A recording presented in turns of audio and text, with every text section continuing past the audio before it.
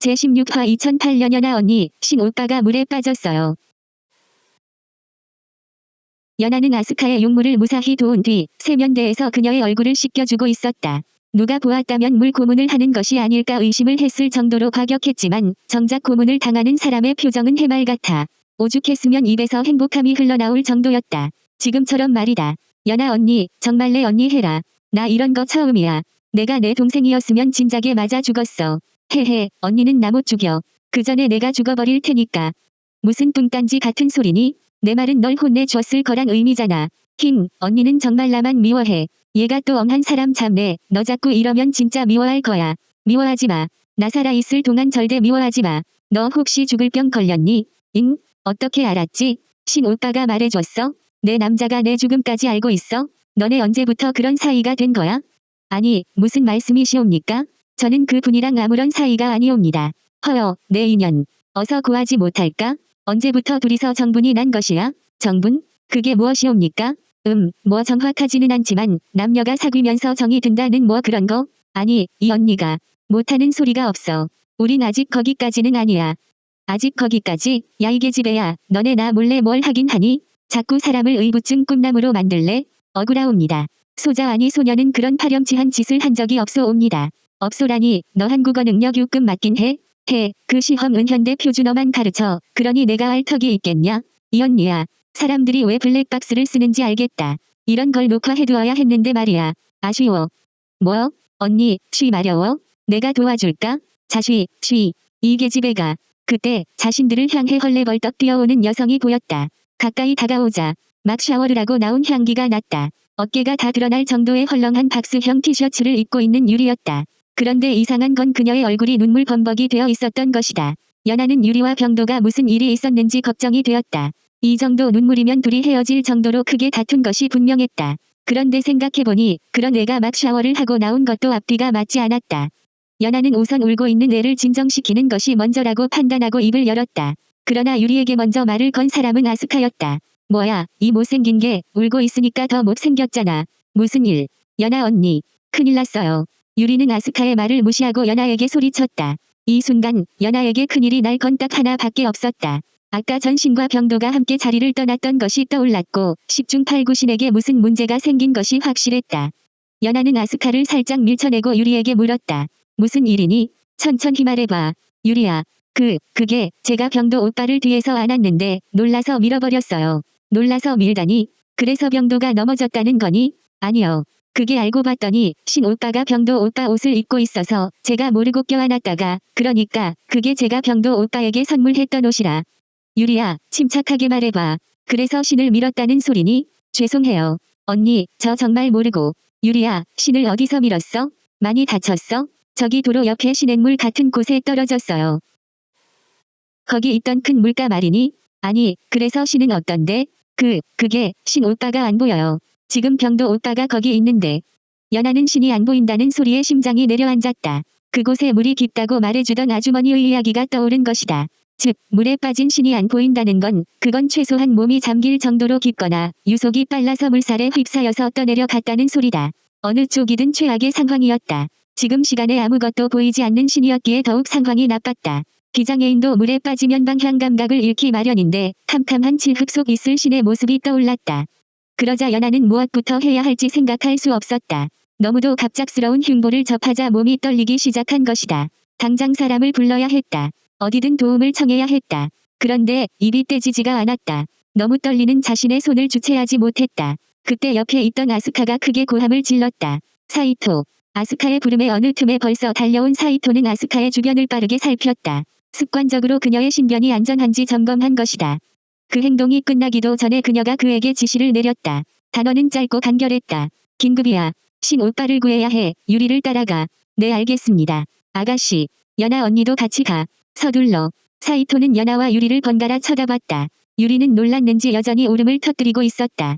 아주 잠깐의 시간이었지만 아무도 이동을 하지 않았기에 연아가 서둘러 유리의 손목을 붙잡고 뛰기 시작했다.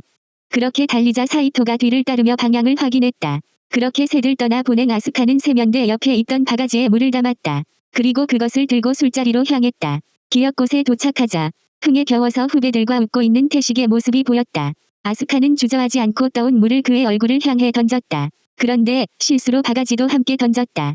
태식은 액체와 고체에게 불의의 타격받고서 얼굴을 감싼 뒤 원점 타격을 위해 공격자를 바라보았다. 전후 상황도 없이 날벼락을 맞아 화가 난 태식이 아스카에게 분노를 폭발시키려 했다. 그러나 할 수 없었다. 이토록 진지하고 흥분된 표정이 그녀를 본 적이 없었기 때문이다. 이어지는 그녀의 말은 그의 머리에 경종을 울리는 것이었다. 태식 오빠. 지금 신 오빠가 물에 빠졌대. 근데 보이지가 않는데. 어서 찾으러 가. 그 소리에 태식은 묻지도 않고 자리를 박차고 일어났다. 그리고는 상황 파악이 안 된 주변 후배들에게 빨리 찬물을 마시고 모두 따라 나와라고 지시했다. 태식이 사색이 되어 호통을 치자 후배들도 심각성을 깨닫고 자리를 일어섰다. 그렇게 태식이 학생들을 이끌고 사고 현장에 나타났다. 먼저 주저앉아 오열하고 있는 유리를 감싸고 있던 연아의 모습이 보였다. 그리고 그 옆에 망연자실하게 앉아있는 병도의 모습이 보였다. 태식은 뛰어오는 내내 아스카에게 이야기를 들으며 사태가 심각하다는 걸 알고 있었다. 그런데 현장에 있던 사람들이 이렇게 주저앉아 있으면 어쩌란 말인가? 태식은 병도에게 달려가 멱살을 잡았다. 야, 이 새끼야. 신은? 형, 그게 왜 안 찾고 주저앉아 있어? 그게 아까 그 사이토란 분이 위험하다고 물에 들어오지 말라고. 그래서 넌 여기서 고사라도 지내고 있는 거냐? 형, 그게 아니라 너 대체 여기까지 와서 대체 신이랑 뭘 했던 거냐? 말해봐. 그게 신형에게 회장 자리를 물려달라고 말하려고. 뭐? 다시 말해봐. 동아리 회장 자리를. 이 새끼가 돌았나?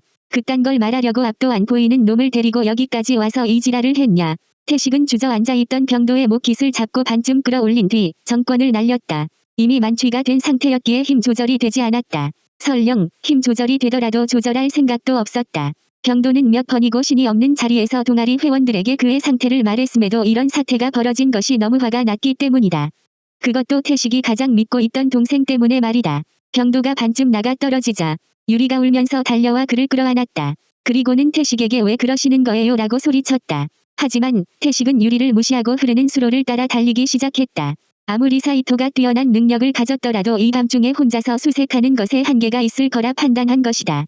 태식은 달리면서 유속을 확인해보니 생각보다 빨랐다. 논농사를 짓기 위해 수로를 만들었다기보다는 기존에 흐르던 물을 수로로 보강한 것 같았다. 거기다 깊은 산골짜기의 계곡물을 이용했으니 그 유속이 느릴 리가 없었다. 상정했던 것보다 더 상황이 좋지 않았다. 그나마 신이 가라앉지 않고 떠내려가 주기를 바랬다. 이 시간에 물속에 가라앉으면 찾을 방법이 없기 때문이다. 구조대가 오더라도 소생시키려면 한시라도 바삐 찾아야 했다. 계속해서 안 좋은 생각이 머리를 스치고 있을 즈음 뒤에서 누군가 달려오는 것을 태식은 느꼈다. 병도를 예상했지만 고개를 돌려보니 아스카였다. 그는 다급히 그녀에게 말을 던졌다. 야, 넌 돌아가. 위험해. 위험해 봐야 너만 하겠냐? 이 가시나가 정말 너 걱정해서 하는 소리잖아. 시끄러워. 숨 차니까 그만 말하고 일단 달려. 사이토가 어떻게든 찾을 거야. 아스카의 말이 옳았다. 달리면서 계속 입씨름만 해봐야 이동 속도만 느려질 뿐이었다. 한참을 달리니 강 밑에서 190이 넘는 장신이 서 있는 것이 보였다. 사이토는 뒤에서 달려오는 두 사람의 존재를 파악하고 잠시 수색을 멈추고 기다렸다. 두 사람이 도착하자 사이토가 아스카에게 상황 보고를 했다. 여기서부터는 물줄기가 세 갈래입니다. 한 개는 물이 얕아서 떠내려갈 것 같진 않지만 유속이 빨라서 모르겠습니다. 그래서 어떻게 하지? 저랑 태식군이 좌측과 중앙을 따라 가겠습니다. 가능성이 낮지만 나머지 한 줄기는 내가 갈게. 안 됩니다. 아가씨께서는 사람을 불러주십시오. 다른 사람에게 그럴 시간 없어. 내가 간다니까. 알겠습니다. 그럼 저쪽은 아가씨께서 따라가 주십시오. 빨리 가실 필요 없습니다. 가시다가 신발이나 무언가 쓸려간 흔적이 보이면 바로 연락해 주십시오. 알겠어. 발견하더라도 절대 물에 들어가지 마십시오. 유속이 빠릅니다. 알았으니까 어서 가봐. 두 사람도 찾으면 연락하고. 네, 아가씨, 약속 지켜주십시오. 그래, 명심할게. 그럼 태식군 출발하세. 사이토의 구호에 따라 모두가 달렸다. 진행 방향을 기점으로 사이토는 10시 방향으로, 태식은 12시 방향으로, 아스카는 도로를 끼고 있는 1시 방향으로 달리기 시작했다. 상식적으로는 가장 큰 물줄기인 10시 방향이 유력했다. 그러나 다른 방향도 굽이치는 유속이 상당했기에 어느 쪽으로 떠내려 갔을지 장담할 수 없었다.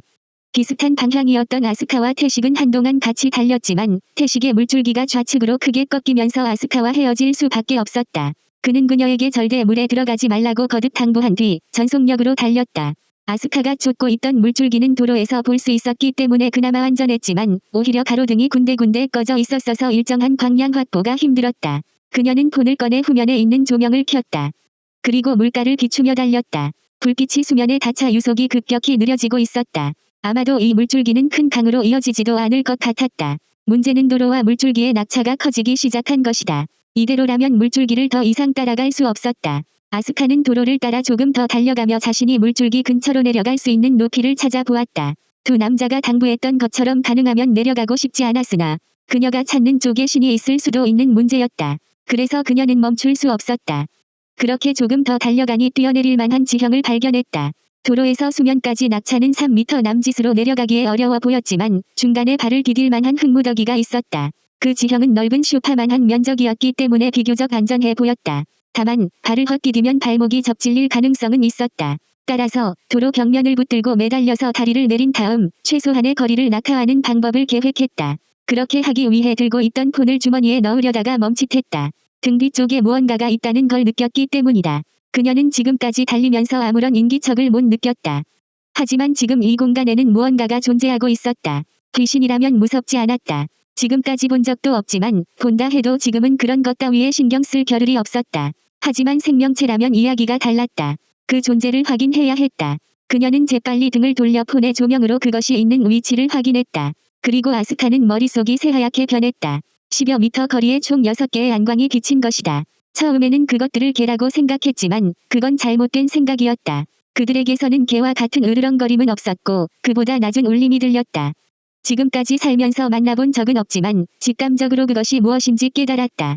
멧돼지들이었다. 아스카는 동물들을 자극하지 않기 위해 얼른 폰 조명을 내려서 끄려고 했지만 섣부른 행동이 되었다. 강렬한 불빛에 놀라서 멈춰 있던 그들은 그것이 사라지자 전속력으로 그녀에게 달려들었다. 그들이 움직인다는 걸 깨달았을 때는 이미 코앞에 다가와 있었다. 아스카는 그들에게 부딪히던 부딪히지 않던 피할 수 있는 길이 도로 밑으로 떨어지는 것 말고는 선택지가 없었다. 아스카는 준비 동작도 없이 바로 뛰어내렸다. 다음 순간 그녀가 뛰어내린 곳에서 둔탁한 소리가 2번 났고 마지막으로 첨벙거리며 물속으로 빠지는 소리가 산속에 울려 퍼졌다.